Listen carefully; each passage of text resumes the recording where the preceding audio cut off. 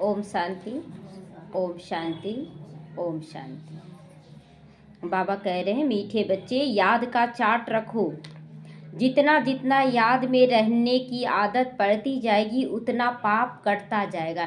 तो याद करने का मतलब बार बार समझाया जाता, केवल बाबा बाबा नहीं, मुरली का चिंतन चलना चाहिए कि बाबा क्या बोला। अभी जो भी समस्या आ रहा है तो समस्या के समय में बाबा क्या बोला, क्या चिंतन करना है, कैसे इसमें निकलना है। लेकिन क्या करते बाबा, बच्चे बाबा बाबा तो करते हैं लेकिन फिर अपने ढंग से चलने लग जाते हैं, मन मत पे आ जाते हैं, मनुष्य की मत पे आ जाते हैं। तो इसीलिए बाबा कह रहा है ना कि याद का चार्ट रखो कि तुम किस हिसाब से याद करते हो, भक्ति मार्ग के अनुसार कि ज्ञान के अनुसार, ज्ञान मार्ग के अनुसार। हम भक्ति के नहीं हैं, हम ज्ञान मार्ग के हैं। तो कितना भी बड़ा समस्या हो, बाबा के आगे कैसा समस्या है। ऊपर से अगर पहाड़ पे आप चढ़े हुए हैं और पहाड़ से नीचे आप देखेंगे तो कोई भी चीज़ कितना बड़ा नज़र आता है, एकदम छोटा नज़र आता है ना। तो बाबा सबसे ऊपर ऊपर से देख रहा है और हम लोग यहाँ बेचैन हो रहे, बाबा बहुत बड़ा समस्या है। जैसे कि एक चीटी के सामने एक कंकड़ रख दीजिए तो कंकड़ लगेगा बड़ा हो गया, लेकिन हम लोग जब देखेंगे तो बोलेंगे क्या है, चढ़ के चल जाओ। तो उसी तरह बाबा बोलता है कुछ भी नहीं है परिस्थितियाँ। तो बाबा कहता है याद का चार्ट रखो, क्या मुरली के अनुसार तुम चलते हो। जितना जितना याद में रहने की आदत पड़ जाएगी, श्रीमत के अनुसार याद की स्थिति बन जाएगी, उतना पाप कटेगा। कर्मातीत अवस्था के समीप आ जाओगे। तो कर्मातीत अवस्था के समीप आने का मतलब है मुरली को धारण कर लेना, मुरलीधर बन जाना। प्रश्न है आज का, चार्ट ठीक है या नहीं, इसकी परख 4 बातों से की जाती है। उत्तर है आसामी। आसामी का मतलब क्या होता है? अमीर आदमी। क्या बोले? अमीर आदमी। अमीर आदमी, चलन, सेवा और खुशी, ये 4 चीज है। तो आसामी का मतलब होता है अमीर आदमी। तो लौकिकता के हिसाब से यहाँ पर है कि आपके अंदर सत्यता कितनी आई है, आपके अंदर सफाई कितनी आई है, आपके अंदर सादगी कितना है। मतलब वो स्वरूप है, हम जो बाबा ज्ञान गुण शक्तियाँ दिया है उनका हम स्वरूप बने हैं। मेरा चेहरा चलन में दिखना चाहिए ना। दूसरा है चलन, जब आपके अंदर सच्चाई है, आप मुरलीधर हैं, तो कोई भी समस्या में पहले आप मुरली का चिंतन करेंगे। क्यों? मुरलीधर हैं आप, तो मुरली का चिंतन कि इस समय बाबा क्या बोला है। चलन, चलन के बाद है सेवा। आप जैसा रहेंगे वैसा ही ना सेवा करेंगे। हम अगर सच्चाई से हैं तो कुछ भी रहे हम सच पर ही बोलेंगे, नहीं सच बोलो, झूठ तो नहीं आने देंगे। तो ये हो गया सेवा उसी ढंग का। और फिर ये 3 चीज़ जब आएगा तो खुशी तो अपने आप आएगी, खुशी लाना नहीं पड़ेगा, खुशी अपने आप आ जाएगी। लेकिन आपको पहले आसामी का चेक करना है, फिर चलन को चेक करना है, फिर सेवा करनी है, तब ये लास्ट में बाबा 4था नंबर में खुशी को रखा है। तो बाप दादा इन 4 बातों को देखकर बताते हैं कि इनका चार्ट ठीक है या नहीं। ये सब चारों बातों में देखता है बाबा कि इनका चार्ट ठीक है कि नहीं। केवल बाबा बाबा बाबा नहीं, बाबा बाबा नहीं। क्या संगीता बनवा से मुरली सुन रहे थे? पैसा रिचार्ज नहीं, मोबाइल में। हाँ, तो मतलब कमी हुआ ना। हाँ, लेकिन बाबा के ध्यान में बैठते सुबह शाम। नहीं, मुरलीधर नहीं बन पाए। बाबा का बनना माना मुरलीधर बनना। मकान बनाने में बिजी हो गए तो नहीं हो पाया, फिर और भी बहुत कुछ है जो कि नहीं कर पाए वहाँ जाने के बाद। तो ये सब चेक करना है। जो बच्चे म्यूजियम या प्रदर्शनी की सेवा पर रहते हैं, जिनकी चलन रॉयल है, अपार खुशी में रहते हैं। हम कहीं भी रहें लेकिन बाबा का जो दिया हुआ श्रीमत उसको कभी नहीं भूले। भल शादी में एक बार गए हुए थे हम, शादी में मोबाइल हमको नहीं दिया गया था, मोबाइल नहीं था मेरे पास, और मुरली सुनना बहुत ज़रूरी, मुरली के बिना तो हम रह नहीं सकते हैं। तो वहाँ क्या करें, तो एक बहन को ज्ञान देना शुरू कर दिए वहीं पर कि बाबा ऐसे बोलता है, ऐसे बोलता है। अब सामने वाला बोल रहा है, हम उनको दिखाने के लिए कि दीजिए मोबाइल आपका निकाल देते हैं। अब मुरली मतलब मोबाइल में यूट्यूब के जरिए उनको दिखाने लगे, तब तक वो बहन सो गई। सुनते सुनते ज़्यादा सुनने का मन नहीं किया, उनको सो गई। मोबाइल तो मेरे हाथ में आ गया, उनका वाला लॉक खुल गया। अब उसमें से निकाले यूट्यूब में मुरली, सुन लिए, उसके बाद फिर उनको दे दिए, हो गया मेरा काम खत्म। संदेश भी पड़ गया, मुरली भी सुन लिए। कहने का मतलब अगर लगन है तो बाबा साधन ना दे ये हो नहीं सकता है, लगन नहीं रहता है तो फिर हम ये बोलते हैं ये नहीं हुआ वो नहीं हुआ, लगन रहना चाहिए। और फिर अगर नहीं मिलता है वो बाप पर चला गया, जिम्मेवारी उसका आप पर बोझा नहीं चढ़ेगा कि हाँ हम नहीं कर पाए, तो ज़रूर उनका चार्ट ठीक होगा, उनका चार्ट ठीक होगा। ये सारा चार्ट को चेक करना है। गीत बजाए मुखड़ा देख ले प्राणी जरा दर्पण में, कौन सा दर्पण है?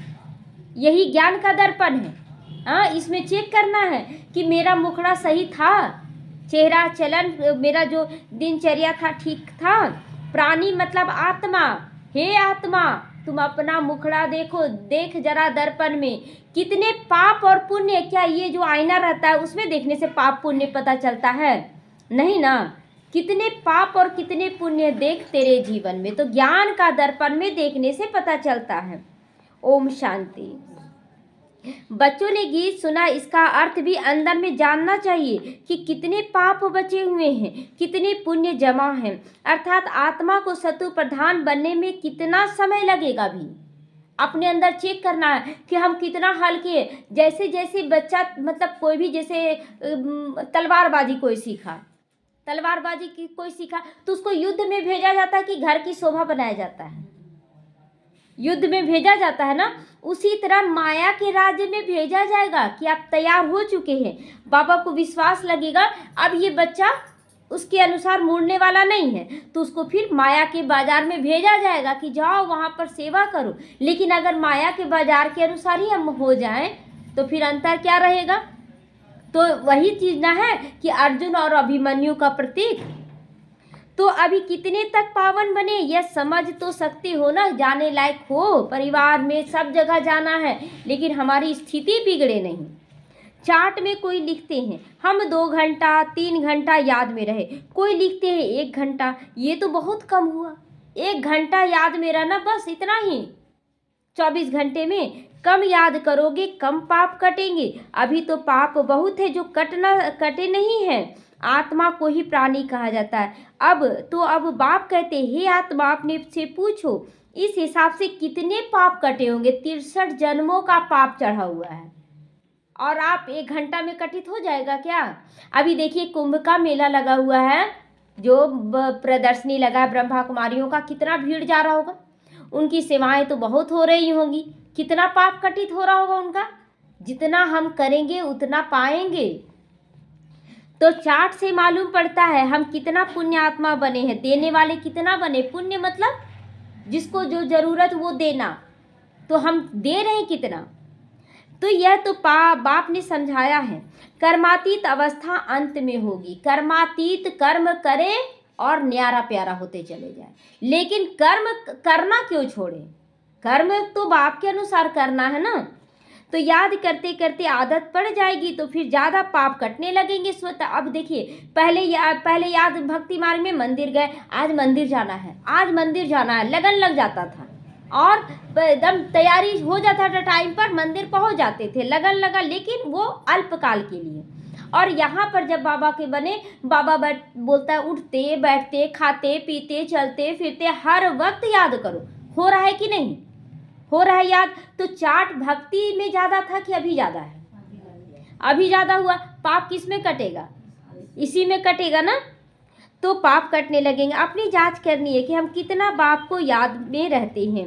इसमें गप मारने की बात नहीं है, गप नहीं मारना। अब देखिए बाबा किसी से बात कर रहे हैं तो आप उसको ज्ञान के अनुसार अगर समझा रहे हैं और उसको लाने के लिए समझा रहे हैं तो ठीक है, और गप्पे मार रहे नहीं, बाबा का ही बात कर इधर उधर का बात, वो नहीं, आपको उसको समाधान स्वरूप बनकर ज्ञान दे रहे तो ठीक है, लेकिन फालतू इधर उधर का कर रहे वो गलत है।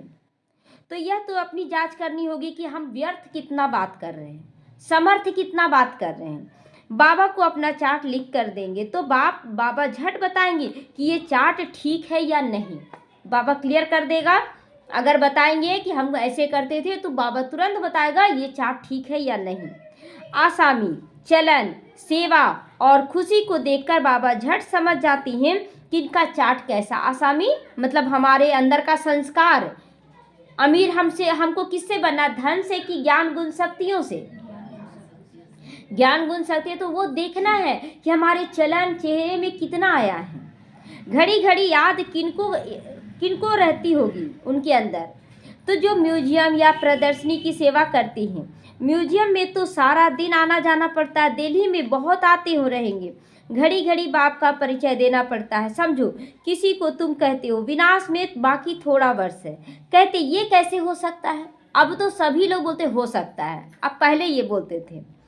तो फट से कहना चाहिए हम नहीं कह रहे हैं, हम थोड़ी बताते हैं, ये भगवानुवाच है, भगवान कहते हैं। भगवानुवाच तो जरूर सत्य ही होगा ना, इसीलिए बाप समझाते घड़ी घड़ी बोलो ये शिव बाबा की श्रीमत है। शिव बाबा बोलते हैं कि विनाश सामने खड़ा। भी देखिए जिसका एक युगल बोले ना शरीर छोड़ दिया अचानक एक्सीडेंट, पूरा परिवार बोल रहा था कि उसको नहीं बताना उसकी पत्नी को उसकी पत्नी बोली बाहर ले जाने का था, बोली नहीं ले जाना है बाहर, क्यों ले जाना, इतना पैसा खर्च करना है, नहीं ले जाने दी। शरीर छूट गया, कोई फर्क नहीं पड़ रहा है, कोई फर्क नहीं पड़ रहा है कि मर गया कि बच रहा है, कोई दिक्कत। सोचिए कि कितना हिम्मत है। भक्ति मार्ग में भी ऐसी आत्माएं आपको मिलेंगी जिसको कोई फर्क नहीं पड़ रहा है, वो अपने में मस्त है। अब बाकी लोग सोच रहे थे उसको तो दुख होगा, उसको ऐसे होगा, बाकी सारे लोग रो रहे हैं और उसको कोई फर्क नहीं पड़ रहा है। अब तीसरी आत्मा देखिए कैसे कर्मों का हिसाब किताब बनता है। वो आत्मा बोली कि हम इसको कहीं भी जाएंगे लेकिन दिखाएंगे जरूर। जिसका कोई लेन देन नहीं है, उसके परिवार वाले जैसे और भी होते ना, आपको क्या मतलब है, फालतू में खर्चा कीजिएगा उनके पीछे, छोड़ दीजिए। अरे उसका बचना ना बचना वो तो बात की बात है, और लेकिन हम अपना टांग अड़ा दिए ना। अब आपका हिसाब किताब बन गया उस आत्मा के साथ, हमको बचाने में ये ना की है, अब इसको हम बताएंगे। तो ऐसा कहीं बोलचाल मत रखिए जिससे हिसाब किताब बन जाए, और हमें अगर समझाना है तो ज्ञान के अनुसार ही समझाएं। कभी ना इस ढंग का करना गलत है ना। तो कल एक बात पूछे, सारा राम कहानी बताना शुरू कर दिए युगल, बोले बस हो गया, समझ गए किसका किसका हिसाब किताब इसमें बन रहा है ना। तो इसलिए हम लोगों को समझ के चलना हर जगह। तो भगवान यहाँ भी है कि कोई विनाश, ये नहीं कि हम कह रहे हैं, नहीं, बाबा कह रहा है विनाश तो होना जरूर है। अभी कर्मों का हिसाब किताब का भी विनाश हो रहा है, दुनिया का भी विनाश होगा, नई दुनिया आएगी। तो भगवानुवाद तो जरूर सत्य ही होगा ना, इसीलिए बाप समझाते घड़ी घड़ी बोलो ये शिव बाबा की श्रीमत है। हम नहीं कहते, श्रीमत उनकी है, वो ट्रुथ है ना, सत्य है। तो पहले पहले बाप का परिचय जरूर देना पड़ता है, इसीलिए बाबा ने कहा है हर एक चित्र में लिख दो शिव भगवानुवाच, ये शिव भगवान कह रहे हैं। तो वह तो एक्यूरेट ही बताएंगे, भगवान है तो कोई गलत सलत थोड़ी बताएगा, एक्यूरेट बताएगा। हम थोड़ी जानते थे, बाप ने बताया है तब हम कहते हैं। कभी कभी अखबार में भी डालते फलाने ने भविष्यवाणी की है विनाश जल्दी होगा। तो अभी देखिए भविष्यवाणी आ नहीं रहा है, आज कितने लोग भविष्यवाणी कर रहे हैं कि 3 साल के बाद सब कुछ खत्म होने लगेगा, और बाबा तो पहले ही बता दिया कि 2036 में सतयुग एकदम आना शुरू हो जाएगा पूरी तरह से। तो अब तुम तो बेहद के बाप के बच्चे हो, तुम तो सब जानते हो, प्रजापिता ब्रह्मा कुमार कुमारियां तो बेहद के है ना, तो तुम बताओगे कि हम बेहद के बाप के बच्चे हैं। वही पतित पावन ज्ञान का सागर है। पहले यह बात समझकर पक्का करो, फिर आगे बढ़ना चाहिए। पहले अपने अंदर निश्चय पक्का करें कि हम किसके पास जा रहे हैं, कोई देहधारी के पास जा रहे हैं कि भगवान के पास जा रहे हैं। तो ये पक्का निश्चय रहेगा तभी तीर लगेगा। शिव बाबा ने ये कहा है, यादव कौरव आदि विनाश काले विपरीत बुद्धि, पांडव विपरीत बुद्धि नहीं, यादव कौरव विनाश काले विपरीत बुद्धि। तो विपरीत बुद्धि में पांडव भी अभी कभी कभी चले जाते हैं ना, ज्ञान के अनुसार नहीं, परिस्थितियों के अनुसार सोचना शुरू कर देते हैं। तो शिव बाबा का नाम लेते रहेंगे तो इसमें बच्चों का भी कल्याण है। शिव बाबा को ही याद करते रहेंगे। बाप ने तुमको समझाया है, वह फिर तुम औरों को समझाते रहो, तो सर्विस करने वालों का चार्ट अच्छा रहेगा।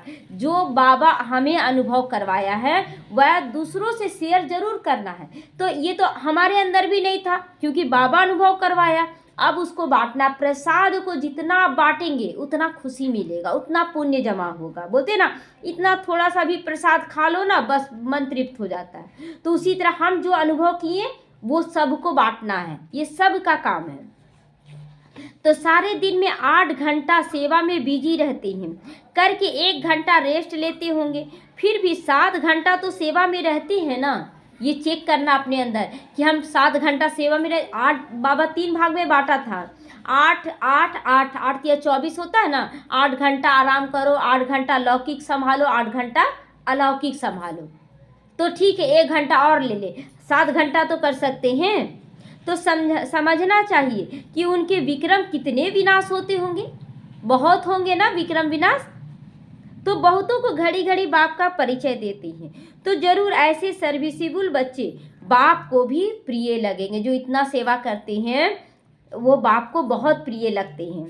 तो बाप देखते हैं यह तो बहुतों का कल्याण करते हैं, रात दिन इनको यही चिंतन रहता है, हमको बहुतों का कल्याण करना है। और जो बच्चे ऐसे करते हैं ना, मन में चिंतन करते हैं, मतलब उनको उनके अंदर कोई लौकिकता नहीं, कोई डर भय नहीं कि लौकिक परिवार का क्या होगा, लौकिक कुछ नहीं। बाबा का काम है बाबा, लेकिन मेरे को चिंता है बाबा कि हमको सेवा करना है। अब सेवा आपके बिना हो ना हो ये नहीं, लेकिन हमको जिम्मेवारी दीजिए, ये बोलना है। क्योंकि बाबा तो सेवा करवाएगा ही, चाहे आप करें चाहे वो करे चाहे वो करे, कोई भी करेगा जरूर। लेकिन हमें मांगना है आगे बढ़ करके कि बाबा हमको दो, हमको करना है सेवा। उनका सेवा रुकने वाला नहीं है। तो बहुतों का कल्याण करना गोया अपना कल्याण करना। तो स्कॉलरशिप भी उन्हीं को मिलेगी ना जो बहुतों का कल्याण करेंगे। ये चेक करना है कितनों का कल्याण के निमित्त बनते हैं। तो इस कल्याण में बहुत ऐसी सेवा होती है जो प्रत्यक्ष होती है, बहुत ऐसी सेवा होती है जो गुप्त होती है। तो ये सोचना नहीं है कि हम तो गुप्त कर रहे हैं, मेरा तो नाम नहीं हो रहा, नहीं, गुप्त में तो ज़्यादा जमा हो रहा है, प्रत्यक्ष में कम हो जा रहा है। लेकिन ये भी बात है कि प्रत्यक्ष भी करना जरूरी है तो गुप्त भी करना जरूरी है। अब हम सोच ले नहीं हमको भी प्रत्यक्ष नहीं होना, हमको तो गुप्त ही करना है। अच्छा, प्रत्यक्ष कौन होगा? कोई तो होगा ना। उसके बाद हम गुप्त नहीं, हम ये लड़ाई नहीं। जिसको जो मिला है उसको अच्छे से समझ के करना पड़ेगा, प्रत्यक्ष हो चाहे गुप्त हो। तो टीचर बनकर बहुतों को रास्ता भी बताना है। पहले तो ये नॉलेज पूरी तरह से धारणा करना पड़े। कोई का कल्याण नहीं करते हो, समझा जाता है आपकी तकदीर में ही ऐसी है। बच्चे कहते बाबा हमको नौकरी से छुड़ाओ, हम इस सेवा में लग जाएं। बाबा भी देखेंगे ना बरोबर ये सर्विस के लायक है तो बंधन मुक्त भी है। तब कहेंगे भल 500,000 कमाने से तो इस सेवा में लग जाओ, बहुतों का कल्याण करो। आज ही एक माता बोली कि हमको भी लगता ना कुछ काम कर ले कुछ। आपका अलौकिक सेवा इतना है और आप लौकिकता में फंसने जा रहे हैं, भल फंसिए। उसके बाद जब फंसिएगा तब बोलिएगा। तो नहीं, आप बोलिए क्या करना चाहिए।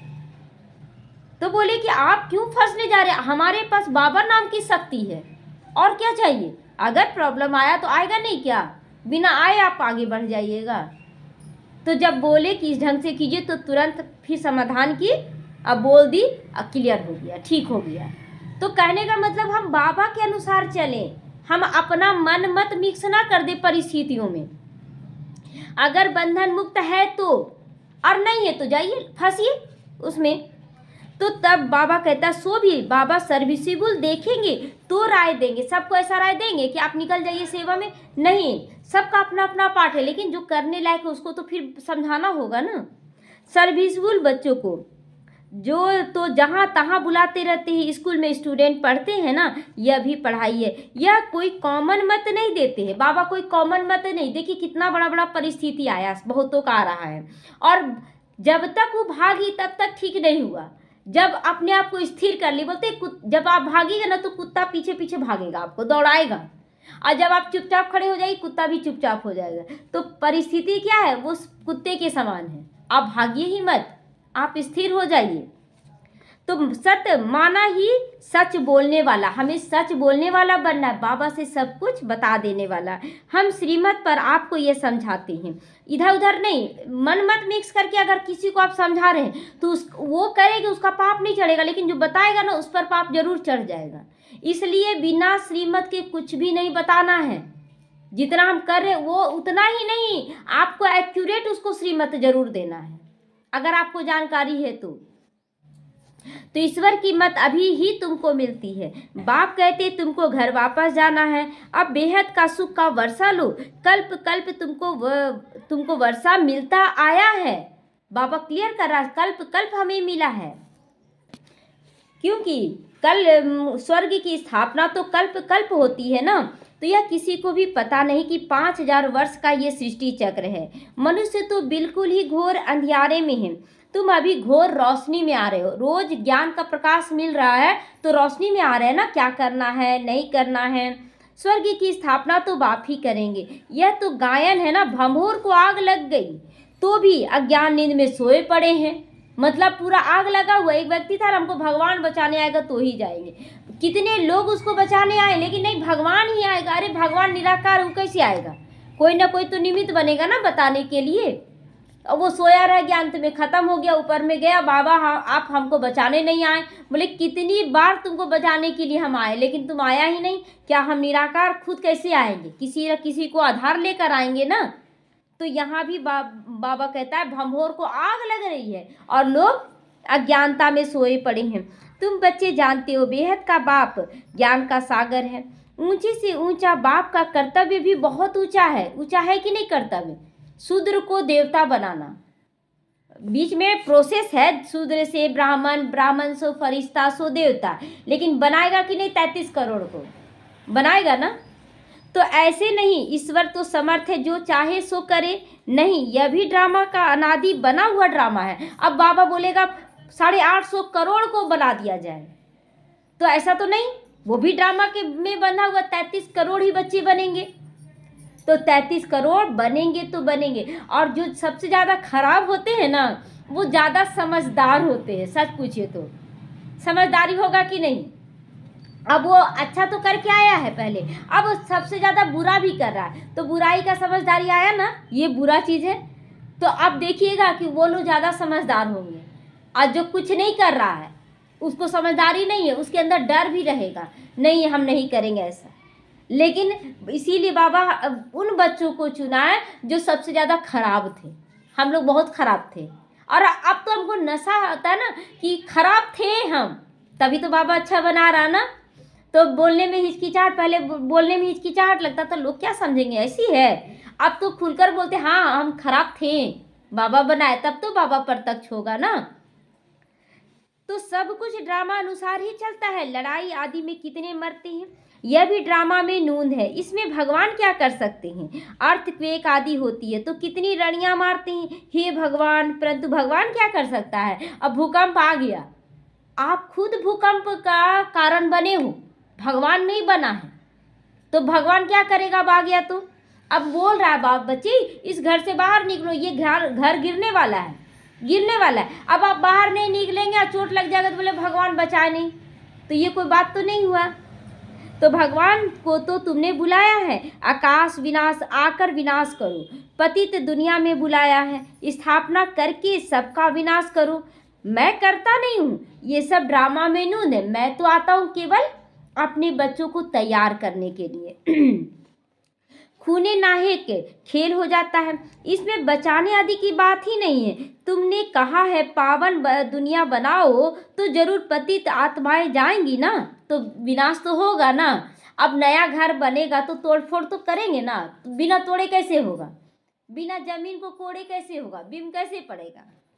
तो कोई तो बिल्कुल समझते नहीं, श्रीमत का अर्थ भी नहीं समझते हैं। तो भगवान क्या है? कुछ नहीं समझते। कोई बच्चा ठीक पढ़ता नहीं तो माँ बाप कहते तुम तो पत्थर बुद्धि हो। बोलते हैं ना कि आजकल बोल देते, पहले तो बहुत उमंग उत्साह दिलाते थे। वरदराज कैसे थे? उनके गुरु जो थे वो खुद बोल दिए थे कि तुम जाओ, तुम नहीं पढ़ सकते हो। और वो जब रास्ते में जाने लगा तो देखा कुएं में पत्थर पे रस्सी आते जाते निशान पड़ा दिया। उसका दिमाग ठनका कि जब एक रस्सी, मुलायम रस्सी पत्थर पे निशान कर सकती है तो हम क्यों नहीं पढ़ सकते। करते करत अभ्यास थे जड़मती होते सुजान, रस्सी आवत जाते थे शिल्पे पड़त निशान। तो हम भी अभ्यास करेंगे तो क्यों नहीं हो सकता है। असंभव भी संभव, असंभव में संभव छुपा हुआ, लेकिन संभव में अ लगाना पड़ता है असंभव करने के लिए, है ना। तो सतयुग में ऐसे नहीं कहते, ये सब अभी का है। कलयुग में है ही सब पत्थर बुद्धि, पारस बुद्धि यहाँ कोई हो न सके।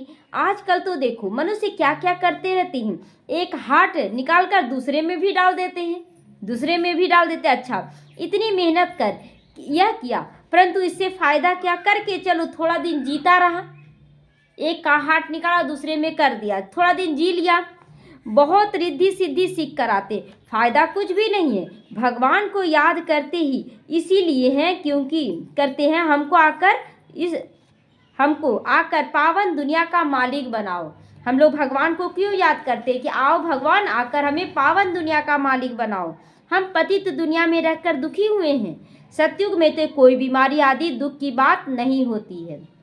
तो उस दुनिया में अगर जाना है, सुख की दुनिया में, तो यहाँ क्या करना होगा, न्यारा बनना पड़ेगा, बाप का प्यारा बनना पड़ेगा। तो अभी बाप द्वारा तुम कितना ऊंचा पद पाते हो। यहाँ भी मनुष्य पढ़ाई से भी ऊंची डिग्री पाते हैं, बड़े खुश होते हैं। तुम बच्चे समझते हो यह तो बाकी थोड़े रोज जिएंगे, ये तो जितना भी कुछ कर ले, लेकिन कितने रोज के लिए है, थोड़े रोज के लिए है। पापों का बोझा तो सिर पर बहुत है, बहुत सजाएं खाएंगे। अपने को पतित कहते हैं ना, तो विकारों में जाना पाप नहीं समझते, विकारों में जाना भी पाप नहीं समझते हैं। पाप आत्मा तो बनते हैं ना। कहते हैं गृहस्थ आश्रम तो अनादि चला आता है। समझाया जाता है सतयुग त्रेता में पवित्र गृहस्थ आश्रम था, और अभी वही गृहस्थ वैश्यालय बन गया है। तो पाप आत्माएं नहीं थे वहाँ पर, लक्ष्मी नारायण सीताराम, वहाँ पर विकार होता ही नहीं। योग बल से देखिए, उसका भी सबूत है कि राम लक्ष्मण भरत शत्रुघ्न सीता 5 पांडवों का सबका जन्म दिखाया है योग बल से, ऐसा थोड़ी है कि नहीं दिखाया है। तो यहाँ पाप आत्माएं हैं इसीलिए दुखी हैं, वहाँ पर कोई दुखी नहीं। अब दिखाते उन लोग का भी तो लड़ाई हुआ, वो सारा जो कहानी बना ना, इस समय का कहानी बना, संगम युग का। सतयुग का तो कोई जान ही ना सके वहाँ क्या होता, वो तो बाबा आकर क्लियर कर रहा है। तो यहाँ तो अल्पकाल का सुख है, बीमार हुआ मर गया।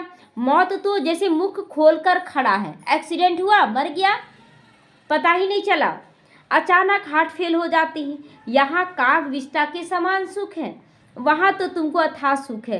तुम सारे विश्व के मालिक बनते हो, किसी भी प्रकार का दुख वहाँ नहीं होगा, बाप की गारंटी है। कैसे विश्वास कर लें कि भगवान बोल रहा है, कैसे विश्वास करेंगे? तो विश्वास आपका दुख करवाएगा। आप अगर दुखी हैं तो मजबूरी में भी डॉक्टर पर विश्वास करते हैं कि नहीं, कि 15 दिन का दवाई तुमको लेना होगा। 15 दिन का दवाई आपका 1000 लगे, 2000 लगे, 10,000 लगे, लेकिन विश्वास करते हैं कि नहीं?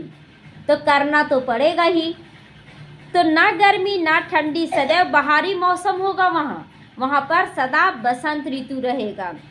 तत्व भी ऑर्डर में रहते हैं, जैसे ही कि फल को छुए, संकल्प आया फल खाना है, तुरंत गिर के हाथ में आ जाएगा, तोड़ने का भी जरूरत नहीं, आपको इतना मेहनत भी नहीं करवाएगा बाबा। अब ऐसी दुनिया में चलना है तो यहाँ तो मेहनत करना होगा ना। तो स्वर्ग ही है, मुंह में पानी आ रहा ना सबका, स्वर्ग ही है। बाबा जब बोलता है ना तो मन ललच जाता है ना कि कब जाए। रात दिन का फर्क है, ये रात है, जहाँ जितना भी यहाँ प्राप्ति हो जाए फिर भी ये रात है, वो दिन है। तुम स्वर्ग की स्थापना करने के लिए बाप को बुलाते हो, आकर पावन दुनिया स्थापन करो, हमको पावन बनाओ। तो हर एक चित्र पर शिव भगवानुवाच लिखा हुआ हो, इससे घड़ी घड़ी शिव बाबा याद आएगा। हर जगह शिव बाबा याद है, ऐसा चित्र भी लगाना चाहिए। ज्ञान भी देते रहेंगे। म्यूजियम अथवा प्रदर्शनी की सेवा में ज्ञान योग दोनों इकट्ठा चलता है। जैसे प्रदर्शनी समझा रहे, किसी को ज्ञान दे रहे हैं, तो बाबा मुख पर आता है कि नहीं, बाबा ऐसे बोले हैं, बाबा ऐसे कहे हैं, तो योग और ज्ञान दोनों साथ साथ चलता है। याद में रहने से नशा चढ़ेगा। तुम पावन बनकर सारे विश्व को पावन बनाते हो। जब तुम पावन बनते हो तो जरूर सृष्टि भी तो पावन बनेगी। अब जैसे आत्मा के अंदर सच्चाई का संस्कार इमर्ज हो रहा है, तो आप मुख से भी झूठ बोलेंगे क्या? मुख से भी झूठ नहीं बोलेंगे। तो पिछाड़ी में कयामत का समय होने के कारण सबका हिसाब किताब चुकतू हो जाता है। विनाश के समय में बाबा कहता पिछाड़ी में सबका हिसाब किताब, जैसे बीमारी आ गया तो अब तो आप चुकतू करेंगे ना, बाबा को भी ज़्यादा याद करेंगे। तो तुम्हारे लिए हमको सृष्टि का उद्घाटन करना पड़ता है, फिर ब्रांचेज खोलते रहते हैं। पवित्र बनाने के लिए नई दुनिया सत्युग का फाउंडेशन, तो बाप के बिगैर कोई डाल नहीं सकता, सत्युग बिना बाप के कोई ला नहीं सकता है। तो ऐसे बाप को याद भी करना चाहिए। तुम म्यूजियम आदि का उद्घाटन बड़े आदमियों से कराते हो, क्यों? अब बच्चे ये ना सोचे कि यहाँ तो बड़े आदमियों का बड़ा महत्व है, ये नहीं सोचना है। बड़े आदमी से आवाज़ निकले कि देखो यहाँ तो हर तरह के लोग आते हैं, इसीलिए उन लोगों से करवाना चाहिए। आवाज़ निकलेगा, मनुष्य समझेंगे ये भी यहाँ आते हैं। कोई कहते तुम लिख कर दो हम बोलेंगे, वह भी रॉन्ग हो गया ना। अब कोई मतलब प्रदर्शनी में क्या समझाना, आप हमको लिख कर दीजिए तो हम समझाएंगे। अब आप बीच में भूल गए तो, और कोई सवाल जवाब कर दिया तो नहीं, अपने अनुभव से समझाना है किसी को भी। तो अच्छी रीति समझ कर बोलो, औरली बोलो तो बहुत अच्छा है। बिना देखे हम लोगों को कहीं भी प्रदर्शनी में समझाना है, देख देख कर पढ़ना नहीं है। मतलब देखते नेता लोग लिख कर ले जाते हैं और बोलते हैं, हम लोगों को देख कर नहीं, ये तो मुरली है, ये तो बाबा का मुरली, ये तो देख कर ही बोलना है। लेकिन कहीं जाते हैं समझाते हैं तो बिना देखे अनुभव से सेवा करना है। कोई तो लिखत पढ़कर सुनाते हैं जिससे एक्यूरेट हो। तुम बच्चों को तो औरली समझाना, मुख से डायरेक्ट बोलना है बिना देखे। तो तुम्हारी आत्मा में सारा नॉलेज है, फिर तुम औरों को देते हो। प्रजा वृद्धि को पाती रहती है, आदमशुमारी भी बढ़ती जाएगी। आदमशुमारी, जनसंख्या बढ़ता चला जाएगा, तो सब चीज बढ़ती रहती है ना। झाड़ सारा जड़ जड़ीभूत हो गया है। जो अपने धर्म वाले होंगे वो निकल के जरूर आ जाएंगे, जरूर आएंगे। तो नंबरवार तो है ना, सब एक रस नहीं पढ़ सकते। कोई 100 से 1 मार्क्स में भी उठाने वाले हैं, कोई थोड़ा भी सुन लिया 1 मार्क्स मिली तो स्वर्ग में आ जाएंगे। तो बहुत है, अभी देखा जा रहा है ना कि जो मतलब 20 साल से जो बिजनेस कर रहा है वो बहुत अच्छा कमा रहा है। लेकिन अभी ऐसा ऐसा बच्चा निकल रहा है ना जो आया और अच्छे से पढ़ाई लिखाई किया और तुरंत लाखों 1.5 लाख रुपया पर मंथ कमा रहा है, पार्टनर बन गया, ऊपर वाला नीचे वाला बराबर, बल्कि उससे ज़्यादा अभी वाला हो गया है। तो ये तो दिख रहा ना, ये सोचना नहीं है कि जो पहले से ज्ञान में वही आगे जा सकते हैं। हम last so fast so first number में आ सकते हैं, वैसा करें, चारों ही सेवा अच्छा से करें। तो यह बेहद की पढ़ाई है, जो बेहद क्या बाप पढ़ाते हैं। जो इस धर्म का होगा वो जरूर निकलेगा। पहले तो सबको मुक्ति धाम अपने घर जाना है, फिर नंबरवार आते रहेंगे। कोई तो त्रेता के अंत तक भी आएंगे ना, त्रेता के अंत में भी तो कोई आएगा ना, सत्यु के अंत में तो आएगा ही आएगा। लेकिन त्रेता के अंत वाला भी देवी देवता कहलाएगा, लेकिन वो कितना देखेगा, 1-2 जन्म। तो ऐसा देखना है क्या? हम लोगों को सत्यु का पहले जन्म में ही जाना है। तो भल ब्राह्मण बनते, लेकिन सभी ब्राह्मण कोई सत्युग में नहीं आ जाते हैं, त्रेता तक आएंगे।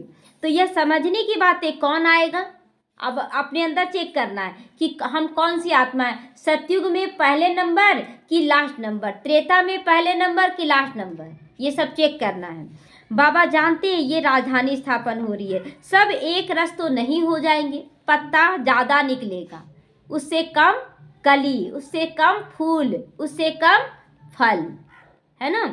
तो रजाई में तो सब वैरायटी चाहिए ना। प्रजा को बाहर वाला कहा जाता है, प्रजा बनना है क्या? महल के अंदर उनका प्रवेशता नहीं होगा जो महाराजा महारानी का होगा। बाबा ने समझाया था वहाँ वजीर आदि की भी दरकार नहीं रहती, उन्हों को श्रीमत मिली हुई है जिससे ये बने, अभी के पुरुषार्थ से वो संस्कार बना हुआ है।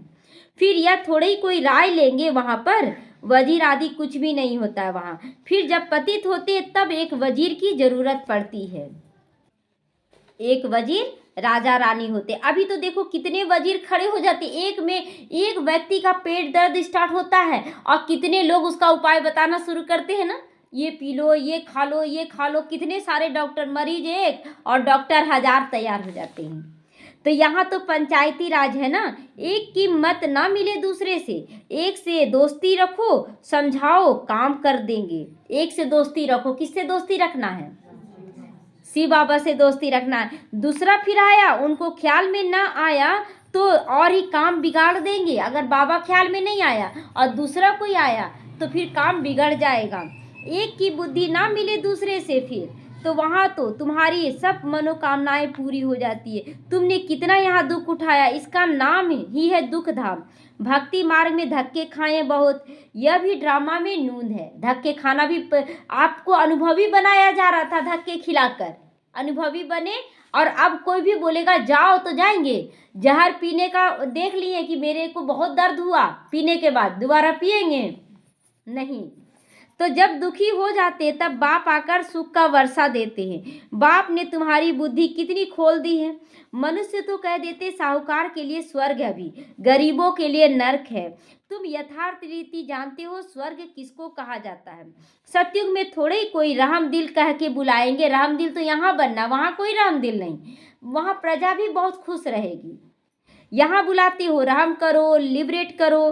बाप ही सबको शांति धाम सुख धाम ले जाते हैं। अज्ञान काल में तुम कुछ भी नहीं जानते थे।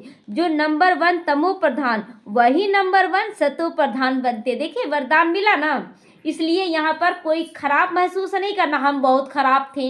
हाँ थे खराब, सबसे ज़्यादा तो सबसे ज़्यादा अच्छे भी बन जा रहे हैं। यह अपनी बड़ाई नहीं करते। ब्रह्मा बाबा अपनी बड़ाई किया, हम बहुत अच्छे हैं नहीं। तो यहाँ बड़ाई करने की बात नहीं। बड़ाई तब है जब आप श्रीमत पर चलते चले जाएं। तो बड़ाई तो एक की है, शिव बाबा की, बनाने वाले की है। लक्ष्मी नारायण को भी ऐसा बनाने वाला तो वही है ना। ऊंची से ऊंचा है भगवान, वह बनाते भी ऊंचा है। बाबा जानते हैं सब तो ऊंचा नहीं बनेंगे। अब सबको बोले फल ही बन जाए तो फूल और पत्ता अगर ना रहे तो अच्छा लगेगा। तो सब बनना ही बनना है। फिर भी पुरुषार्थ तो कराना पड़ता है ना। घर में ही बच्चे हैं, पुरुषार्थ सबको कराते हैं ना। सब पढ़ो अच्छा से। अब कोई बिजनेस कर रहा, कोई नौकरी कर रहा, कोई ज़्यादा अच्छा नौकरी कर रहा। तो यहाँ तुम आते हो नर से नारायण बनने। कहते हैं बाबा हम तो स्वर्ग की बादशाही लेंगे, हम सत्यनारायण की सच्ची कथा सुनने आए हैं। तो बाबा कहते अच्छा तेरे मुख में गुलाब, मेहनत करो। तेरे मुख में गुलाब और मेहनत करो। सब तो लक्ष्मी नारायण नहीं बनेंगे। यह राजधानी स्थापन हो रही है। रजाई घराने में, प्रजा घराने में भी तो चाहिए ना बहुत। तो आश्चर्य सुनंती, कथंती, फारकती, देवंती और भगंती हो जाते हैं। बाबा का भाषा देखते हैं कि कैसा है, कि कैसे कैसे बच्चे आते हैं और फिर भगंती हो जाते। न इंग्लिश है न हिंदी है, लेकिन बाबा ये सब हंसाने के लिए भी ये सब शब्द यूज करता है। फिर वापस भी आ जाते हैं। अब भागंती होते हैं, माया की तरफ फिर चोट लगेगा, फिर इधर आ जाते हैं। तो जो बच्चे अपना कुछ न कुछ उन्नति करते हैं तो चढ़ते जरूर है। अगर अपना बाबा की श्रीमत पर धीरे धीरे ही, लेकिन जैसे कछुआ चल तो रहा ना, उसका जो चाल है वो चल तो रहा ना। अगर चलते रहा तो पहुंचा कि नहीं मंजिल पर, आगे पहुंचा। सरेंडर होते हैं गरीब, देश सहित कुछ भी याद ना रहे, बड़ी भारी मंजिल है। अगर संबंध जुटा हुआ होगा तो याद भी जरूर करेंगे बाबा को। बाप को क्या याद पड़ेगा, बाप को क्या याद पड़ेगा। सारा दिन बेहद में ही बुद्धि रहती है ना बाबा को। कितनी मेहनत करनी पड़ती है बाबा को कि कैसे अब दुनिया को स्वर्ग बनाना है, ये बाबा को ख्याल रहता है। बाप कहते मेरे बच्चों में भी उत्तम, मध्यम और कनिष्ठ है। सारे बच्चे एक जैसा उत्तम नहीं है। दूसरे कोई आते हैं तो समझते यह पतित दुनिया की है, यह भी यज्ञ की सेवा करते हैं तो रिगार्ड देना पड़ता। अब जैसे कि बाहर वाले बोले हमको ज्ञान अच्छा नहीं लगता लेकिन हम ये सेवा कर देंगे, तो उनको भी रिगार्ड देना पड़ता है। बाप युक्ति बास तो है ना, सेवा ले लेते हैं उसका भी, ताकि उसका भी कल्याण हो सके। नहीं तो यह tower of silence holiest of holy tower है, जहाँ हॉलीएस्ट ऑफ हॉली बाप सारे विश्व को बैठ होली बनाते हैं ना। यहाँ तो सारी आत्माओं का कल्याण करने आया ना बाबा, तो सबको पवित्र बनाता है। यहाँ कोई पतित आ न सके, परंतु बाप कहते मैं आया हूँ सभी पतितों को पावन बनाने। इस खेल में मेरा भी पार्ट है खेलने का, बनाने का। अच्छा मीठे मीठे सीखी लदे बच्चों प्रति माता पिता बाप दादा का याद प्यार और गुड मॉर्निंग। रूहानी बाप की रूहानी बच्चों को नमस्ते। हम रूहानी बच्चों की रूहानी माता पिता बाप दादा को याद प्यार, गुड मॉर्निंग और नमस्ते नमस्ते। शुक्रिया बाबा शुक्रिया। धारणा के लिए आज मुख्य सारे अपने चार्ट को देखते जांच करो कि कितना पुण्य हम जमा कर रहे हैं, कितना पुण्य हम जमा कर रहे हैं। आत्मा सतो प्रधान कितनी बनी है। सतो प्रधान मतलब आत्मिक स्थिति में हम कितना आ रहे हैं। याद में रहकर सारे हिसाब किताब चुकतू भी करना है। आएगा, रास्ते में चल रहे गड्ढा भी आएगा, अब लौट कर आ जाना तो अच्छा बात नहीं है, आपको पार करके मंजिल तक जाना है। तो स्कॉलरशिप लेने के लिए सर्विसिबल बन, बहुतों का कल्याण भी करना है, बाप का प्रिय बनना है, टीचर बनकर बहुतों को रास्ता भी दिखाना है। वरदान है, अपने फरिश्ते स्वरूप द्वारा सभी को वर्षे का अधिकार दिलाने वाले आकर्षण मूर्त बनो। फरिश्ता स्वरूप की ऐसी चमकीली ड्रेस धारण करो जो दूर दूर तक की भी आत्माएं आकर्षित हो जाएं। सभी को भिखारीपन से छुड़ाकर वर्षे का अधिकारी बना दो। भिखारी बने हुए रहते ना, कहीं कोई प्रॉब्लम आया मांगने वाले बन जाते, नहीं मांगना जरूरी है, कैसे होगा, नहीं हम अधिकारी बच्चे हैं बाबा के, हम मांगने वाले नहीं हैं, बाबा से योग लगाएंगे, बाबा आप करो। इसके लिए ज्ञान मूर्त होना पड़ेगा, पहले ज्ञान को समझना पड़ेगा, चिंतन करना होगा, याद मूर्त बनना पड़ेगा, बाबा से योग लगाना पड़ेगा, और सभी दिव्य गुण मूर्त बनना पड़ेगा, दिव्यता का संस्कार जागृत करना होगा अंदर में। तो उड़ती कला में स्थित रहने का अभ्यास बढ़ाते चलो, इससे उड़ती कला होगी, ज्ञान युक्त, योग युक्त और धारणा युक्त। दिव्य गुणों का मूर्त मतलब धारणा युक्त। तो आपकी उड़ती कला ही सभी को चलते फिरते फरिश्ता सो देवता स्वरूप का साक्षात्कार कराएगी। हर एक बच्चे को लगेगा कि नहीं इनसे बहुत अच्छा लग रहा है, इनसे अच्छा लग रहा है, ऐसा अनुभव करेंगे तो हम दाता का रूप बनेंगे, तब हम तो संपूर्ण बन गए, अब हम नहीं, हमसे अब नीचे वाले बताएंगे, नहीं सेवा आया है हमको करना है बाबा, अभी कुछ नहीं किए, ब्रह्मा बाबा लास्ट तक सेवा किया। तो यही विधाता वरदातापन की स्टेज है। विधाता विधि बताने वाला, वरदाता आपका सब अच्छा होना ही है, अगर श्रीमत पर चल रहे हैं तो वर भी मिल गया और श्रीमत भी दे दिए।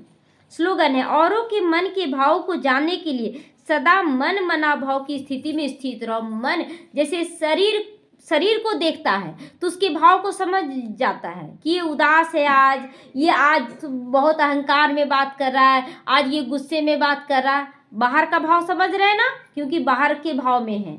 लेकिन जब मन मना भाव होंगे तो दूसरे के मन को भी हम समझ जाएंगे। अपनी शक्तिशाली मनसा द्वारा सकाश देने की सेवा करो। मनसा शक्ति का दर्पण है, मनसा शक्ति का दर्पण है बोल और कर्म। हमारे बोल कैसे हो रहे हैं, ये बोल से पता चलता है ना इसका कैसा नेचर होगा, किसी का भी बोल। तो चाहे अज्ञानी आत्माएं हो चाहे ज्ञानी आत्माएं हो, दोनों के संबंध संपर्क में बोल और कर्म शुभ भावना शुभ कामना वाले हो। चाहे कोई भी आत्मा हो उसके प्रति खराब नहीं सोचना है, सबका अपना अपना पार्ट है। बोलते ना फूल के साथ कांटे अगर ना हो तो गुलाब को तो जो पारेगा सो तोड़ लेगा और पूरा गुलाब ही टूट जाएगा।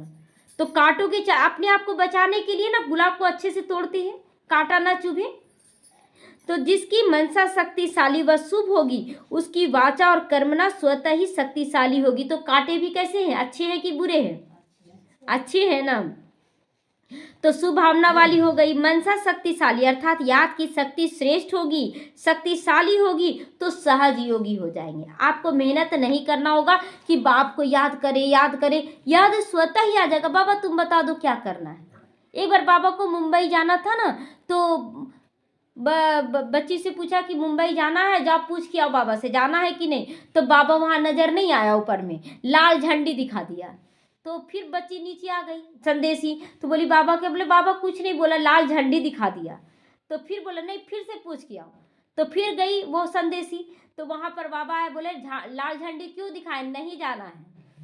तो फिर नीचे आई तो बोली बाबा बोला नहीं जाने, बच्चा कैंसिल कर दो। बम्बई नहीं, बहुत ज़्यादा ठंड था ना, तो वही सोच के जा रहे थे कि वहाँ पर रहेंगे, तो नहीं जाना तो नहीं जाना है, बाबा बोल दिया है तो हमको नहीं जाना। इतना वो आज्ञाकारी थे बाबा भी। तो उस समय कोई और नहीं था तो बाबा को तो संदेश मिलना था ना, इस तरह से बाबा फॉलो करते थे। तो हम बच्चों को भी बाबा के अनुसार चलना है। ओम शांति।